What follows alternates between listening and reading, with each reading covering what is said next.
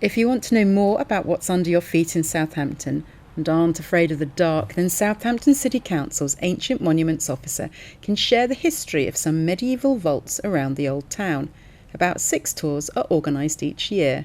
We normally start at Tudor House Museum and then we go down French Street. There's a wine vault down there that was a shelter, then across to number 94 High Street, which is one that received a direct hit. A lot of people didn't survive in there, and then we look at Lancaster's vault in the High Street, the Undercroft, and this one here, which is dark and wet and very creepy.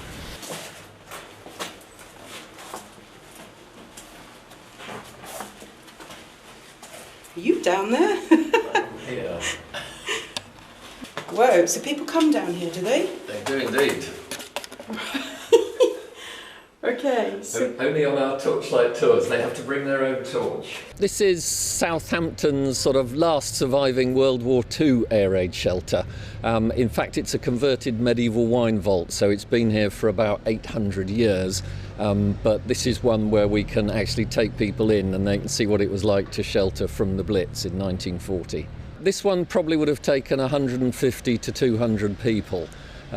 They were considered the safest of the shelters because they've got a big thick stone roof, and therefore they were popular. So as many people as possible tried to squeeze into this one.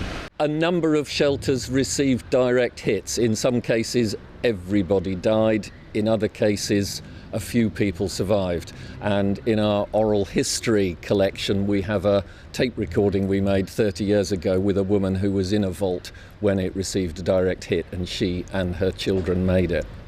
The sort of brickwork is 1939 and the stonework is 1339. Most of the vaults were built round about 1300, 1400. We used to store wine. Then they were sort of coal cellars for hundreds of years because nobody needed them to store wine in, and it's just a fluke that some survived through to be turned into shelters, and we can still visit them today. There are about 40 wine cellars underneath Southampton. Some of them we know. Down the High Street there's a set that belonged to Walter Le Fleming, the richest man in the town. Others, all the records have disappeared. Most of the ones in council use are just preserved for that. There are other private people around the town who have a medieval vault in their basement. I've heard there's one with a jacuzzi in it. And you can find out more about Southampton's Torchlight Tours on the Tudor House website. This is Shan Robins for That's Solent.